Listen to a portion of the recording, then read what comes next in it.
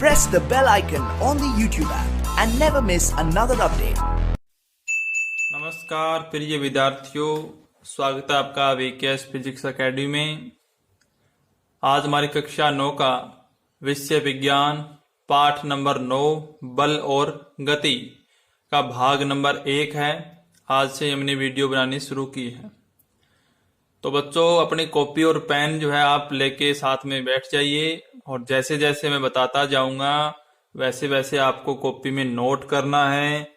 और वीडियो को जब आप बार बार देखोगे तो आपके ज्यादा से ज्यादा समझ में आएगा। और फिर मैं जब 2-3 वीडियो डाल दूंगा, यानी कुछ 1-2 टॉपिक हम क्लियर कर लेंगे, तो फिर मैं आपका एक टेस्ट भी लूंगा ऑनलाइन इसी वीडियो के माध्यम से। और आप उस टेस्ट को करोगे तो आपको पता लगेगा कि आपने कितने % सही किए हैं। तुरंत आपको अपना रिजल्ट प्राप्त हो जाएगा। जितने % आपके नंबर आएंगे वो आपके पास अपने आप के मोबाइल में आपको पता लग जाएगा। तो अपना चैप्टर है बल और गति। और वीडियो को जब आप देखोगे तो सबसे पहले आपको लाइक करना है, उसके बाद आपको सब्सक्राइब बटन पे क्लिक करके और जो घंटी का बटन आएगा उसको दबाना जरूरी है, क्योंकि जैसे उसको दबाओगे तो जैसे ही मैं वीडियो डालूंगा तो वो सबसे पहले तुरंत आपके पास आ जाएगी। तो बच्चों, साइंस का अपना चैप्टर है 9वां बल और गति, जो फिजिक्स का चैप्टर है। बल और गति पढ़ने से पहले अपने को भौतिक राशियां पढ़नी जरूरी है कि भाई भौतिक राशियां क्या होती हैं, तब हम इन चीजों को समझ पाएंगे।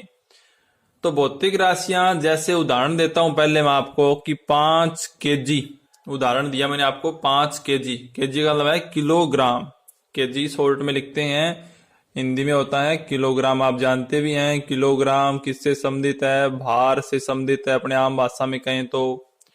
और एक उदाहरण है जैसे गाड़ी 30 किलोमीटर प्रति घंटा की 30 किलोमीटर प्रति घंटा से जा रही है। 2 उदाहरण मैंने आपको दिए।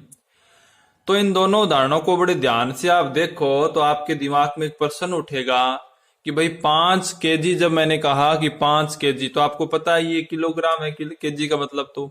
और भार कहोगे आप आम भाषा में, तो वैसे तो होता है ये द्रव्यमान, भौतिक राशि तो होती है द्रव्यमान, और आम भाषा में अपने उसको भार कह देते हैं। लेकिन अपने डिफरेंस भी पता करेंगे कि द्रव्यमान और भार में क्या डिफरेंस होता है, क्या अंतर होता है। तो जैसे ही मैंने कहा 5 kg और आपने समझा किलोग्राम यानी कि इसको भार, तो आपके दिमाग में ये प्रश्न आया कि भाई भार तो हमेशा नीचे की ओर ही लगेगा, है ना। इसमें आपको ये बताने की जरूरत नहीं है कि भार किधर होता है, भार हमेशा किधर होता है, नीचे की ओर ही होता है। यानी कोई भी वस्तु आप उठाते हो जिसमें कुछ भार हो तो हमेशा वो नीचे की ओर ही जाएगी। जब आप उसको छोड़ोगे तो किधर जाएगी, नीचे की ओर जाएगी। और ये उदाहरण है 30 किलोमीटर प्रति घंटा से वो जा रही है, गाड़ी है, एक कार हो सकती है और कुछ भी हो सकता है, कोई और साधन भी हो सकता है। तो जब आप इसको देखते हो तो आपके दिमाग में ये प्रश्न आएगा कि भाई ये जा तो रही है लेकिन किधर जा रही है, किस दिशा में जा रही है, उत्तर दिशा में जा रही है, दक्षिण में जा रही है, पूर्व में जा रही है या पश्चिम में, या और किधर दिशा में जा रही है, प्रश्न आएगा ये दिमाग में। तो इस प्रकार से इसमें तो कोई दिशा की बात नहीं आई कि भाई ये किस दिशा में होगा, हमें पता है हमेशा नीचे की ओर ही होता है, पृथ्वी की ओर होता है, फिक्स है इसकी दिशा। अर्थ है आप दिन हो रात हो कभी भी हमेशा नीचे की ओर ही होगा। तो इसमें तो दिशा की कोई बात आई नहीं, और इसमें दिशा की बात आई। भाई हमारा दिमाग में प्रश्न उठा कि भाई किस दिशा में जा रही है ये।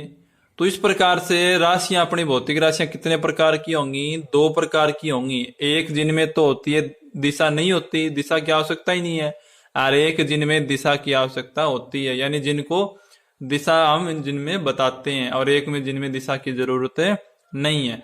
तो ये भौतिक राशियां कितने प्रकार की होती हैं, मुख्य 2 प्रकार की होती हैं। बड़ी कक्षाओं में आप पढ़ोगे और भी होती हैं। तो जैसा कि आपको एक बैग दिखाई दे रहा है जो 5 kg का है, 5 किलोग्राम का है, और उसको हमने ऊपर की ओर उठा रखा है, और जैसे ही उसको हम छोड़ेंगे तो हमेशा नीचे की ओर आएगा। तो इस प्रकार से इसमें दिशा की जरूरत नहीं है अपने को। और अब आपको दिखाई दे रही है एक गाड़ी, कार दिखाई दे रही है रेड कलर की, जो चल रही है। अब जब इसको देखेंगे तो हमें हमारे दिमाग में ये प्रश्न आएगा कि ये किस दिशा में जा रही है। भाई ये अब जिस दिशा में जा रही है वो दिशा हमें पता तो नहीं है कि वो दिशा पूर्व है, पश्चिम है या कोई और दिशा है।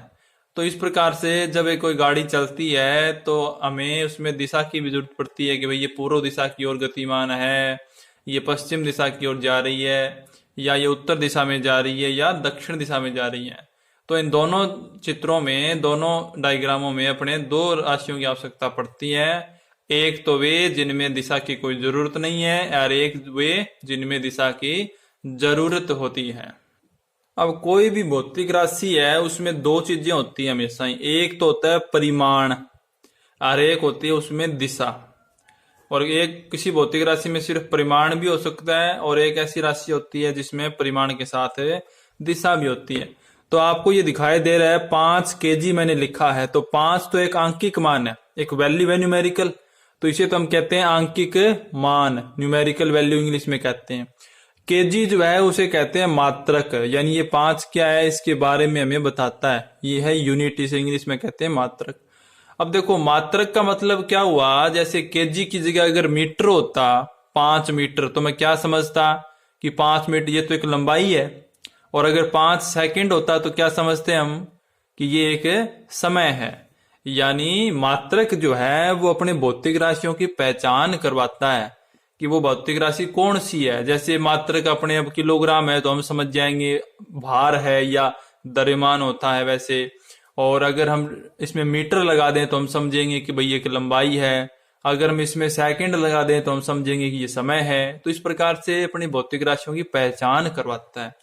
और आंकिक मान है वो क्या करता है कि वो भौतिक राशि का कितनी है, जैसे 5 है 10 हो जाएगा, 5 की जगह 10 लिख दें हम तो हम क्या समझेंगे कि वो पहले से डबल हो गई, तो ये आंकिक मान है वो परिमाण बताता है। तो जब आंकिक मान और परिमाण दोनों साथ में जुड़ते हैं, 5 केजी और 5 और केजी जो है दोनों आपस में जुड़ते हैं, तो एक टोटल पूरा क्या बनता है, परिमाण बनता है। यानी इस पूरी राशि को हम क्या बोलेंगे, अब ये परिमाण है, भौतिक राशि का क्या है, ये परिमाण है। 5 केजी भौतिक राशि का परिमाण है। उसी प्रकार से अगर हम इसमें देखें तो 30 किलोमीटर प्रति घंटा, तो इसमें 30 क्या है, एक आंकिक मान है, और किलोमीटर प्रति घंटा क्या है, एक मात्रक है। तो किलोमीटर प्रति घंटा मतलब है 1 घंटे में कितने किलोमीटर वो जा रही है। इसका मतलब ये क्या है, कोई चाल हो सकती है, इसकी वेग भी हो सकता है, चाल भी हो सकती है, जो आगे पढ़ेंगे हम। तो ये मात्रक है, इसको बता रहा है कि ये चल रही है, ठीक है। तो आंकिक मान और मात्रक दोनों मिलके क्या बनते हैं, इसका परिमाण। तो ये भी क्या है, एक परिमाण है। और जब हम ये बता देंगे कि ये भाई पूर्व दिशा में जा रही है, ये पश्चिम दिशा में जा रही है, तो क्या होगा, ये परिमाण प्लस दिशा बन जाएगी। तो बच्चों परिमाण को अपने सही तरीके से अगर दिखाना चाहें तो ऐसे हम दिखा सकते हैं, आंकिक मान गुणा में मात्रक, कि जब कोई आंकिक मान के साथ उसका मात्रक गुणा में होता है तो उसे क्या कहते हैं, परिमाण। और वैसे समझने के लिए हम क्या कहते हैं कि आंकिक मान और मात्रक दोनों मिलकर क्या बनाते हैं, परिमाण बनाते हैं। जैसे 5 केजी उदाहरण हो गया, जैसे 10 सेकंड उदाहरण हो गया, 5 मिनट उदाहरण हो गया, 30 किलोमीटर प्रति घंटा उदाहरण हो गया। ये सब क्या है, परिमाण है। जैसे 5 केजी, 5 तो आंकिक मान है, केजी उसका मात्रक है, दोनों गुणा में हुए तो क्या बना, परिमाण बना। 10 आंकिक मान है, सेकंड मात्रक है, दोनों का गुणा हुआ क्या बना, परिमाण बना। 5 आंकिक मान है, मिनट मात्रक है, दोनों का गुणा हुआ क्या बना, परिमाण बना। 30 आंकिक मान है, किलोमीटर प्रति घंटा, ये पूरा क्या है, मात्रक है, तो दोनों का गुणा हुआ तो क्या बना, आंकिक परिमाण है बना। इसी प्रकार से और भी हो सकते हैं, यानी इनमें कोई भी दिशा की आवश्यकता नहीं है, सिर्फ परिमाण है, आंकिक मान और उसके गुणा में है मात्रक। अब ऐसा उदाहरण लेते हैं दिशा जिसमें हो, जैसे 50 किलोमीटर प्रति घंटा पूर्व की ओर। अब इसको बड़े ध्यान से देखो, इसमें 50 आंकिक मान है, किलोमीटर प्रति घंटा क्या है, परिमाण है, लेकिन साथ में और क्या जुड़ गया, पूर्व की ओर। पूर्व क्या है, दिशा है। तो इसने बता दिया ना कि जो भी वस्तु है वो 50 किलोमीटर प्रति घंटा से जा रही है, वो किस दिशा में जा रही है, पूर्व दिशा में जा रही है, तो दिशा आ गई। इस प्रकार से एक और है 40 किलोमीटर प्रति घंटा दक्षिण की ओर, तो 40 क्या है, 40 आंकिक मान है, किलोमीटर प्रति घंटा क्या है, मात्रक है, ये पूरा क्या बन गया, परिमाण बन गया, और ये क्या बन गई, दिशा बन गई दक्षिण की ओर। तो ये टोटल क्या हो गया, परिमाण और दिशा दोनों है इसमें। तो आगे अगली वीडियो में अपने ये पढ़ेंगे कि जिसमें सिर्फ परिमाण होता है वो राशियां क्या कहलाती हैं, जिसमें परिमाण और दिशा भी होती है वो राशियां क्या कहलाती हैं, और उनके उदाहरण भाई वो राशियां कौन कौन सी हैं जिनमें दिशा होती हैं, वे राशियां कौन कौन सी हैं जिनमें दिशा की आवश्यकता नहीं होती हैं। हेलो दोस्तों, अगर आपको हमारा ये वीडियो पसंद आया तो प्लीज हमारे चैनल को लाइक, कमेंट एंड सब्सक्राइब करना मत भूलिए, ताकि हमें जल्द से जल्द ज्यादा से ज्यादा सब्सक्राइबर्स मिले। अरे वो तो, लेकिन सब्सक्राइब करने के लिए सब्सक्राइब का बटन कहाँ है? ओह सॉरी, गलती से मिस्टेक हो गई, ये रहा। दोस्तों हमारे YouTube पेज पे बेल आइकॉन को प्रेस करना मत भूलिएगा।